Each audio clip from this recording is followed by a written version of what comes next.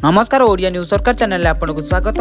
वर्तमान बड़ खबर माड़ी आसुची आउ एक भयंकर बात्या कालीठू राज्य में वर्षा आरंभ 21 जिला को येलो वार्निंग जारी। आपड़ जब वीडियो को प्रथम करके देखुं वीडियो को लाइक करने सहित चैनल को सब्सक्राइब कर पाखे बेल आइकन टी दबाई दिंतु। सर्वप्रथम आम वीडियो देखापी चलतु नजर पकाइबा खबर उपर। आगामी 48 घंटा मध्य उत्तर बंगोपसागर में एक घूर्णिबलय सृष्टि हेब। यार प्रभाव में परवर्ती 48 घंटा मध्य उत्तर बंगोपसागर अंचल एक लघुचाप क्षेत्र सृष्टि हेबार संभावना रही। आसंता 24 घंटा प्रबल वर्षा सहित घंटा प्रति 30 ରୁ 40 किमी बेगर पवन बहिबार संभावना रही।